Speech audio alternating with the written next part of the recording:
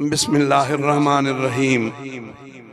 अल्लाहुम्मा सल्लि व सल्लिम अला नबीना मुहम्मद व अला आलिहि व अस्हाबिहि अजमाइन बिरहमतिका या अरहमर राहिमीन।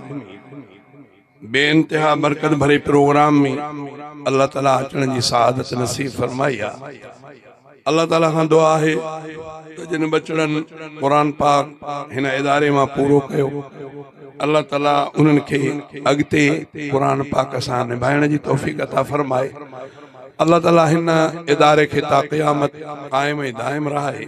अल्लाह ताला खेसि नज़र बद खां महफ़ूज़ फरमाए। जेके दोस्त इन इदारे सां ताउन में आहिनि, अल्लाह ताला खां उन्हनि जे लाइ बि दुआ आहे त अल्लाह ताला उन्हनि जे माल इज़्ज़त औलाद में बरकत अता फरमाए। शुरुआत कयां थो रब साईं जी महिरबानी सां। धनी ताला केॾो मेहरबान आहे, कंदो बाज सब ते रहमान आहे। धनी ताला केॾो मेहरबान आहे, कंदो बाज सब ते रहमान आहे। धनी ताला केॾो ओए कंदो आ बंदने ते वॾा कुर्ब मौला। ॾुखिया कम सभिनि जा कंदो रब असौला। ओए कंदो आ बंदने ते वॾा कुर्ब मौला।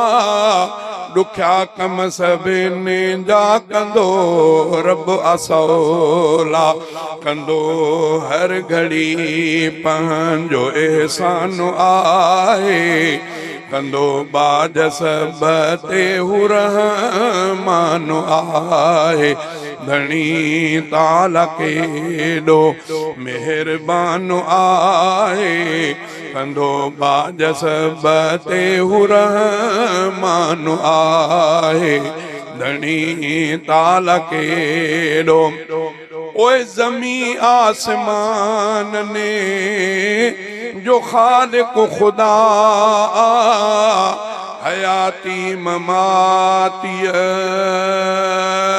जो मालिक खुदाया। ज़मी आसमान ने जो खालिक खुदा, हयाती ममाती जो मालिक खुदाया। जहानन जो रब ही निगहबान आहे, कंदो बाज सब ते रहमान आहे। धनी ताला केॾो मेहरबान आहे, कंदो बाज सब ते रहमान आहे। धनी ताला केॾो ओए अगर कंहिंखे चाहे दिए बादशाही, वरी चाहे कंहिंखां खसे तख्त शाही।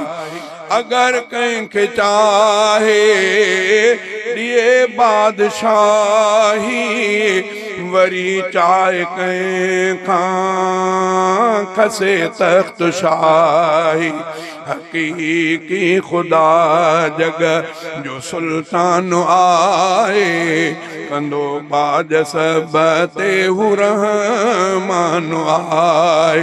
धनी ताला केॾो मेहरबान आहे, कंदो बाज सब ते रहमान आहे। धनी ताला केॾो ओए पखी जीत इंसान हैवान पाले, अकेलो खुदा हिकु जग थो संभाले।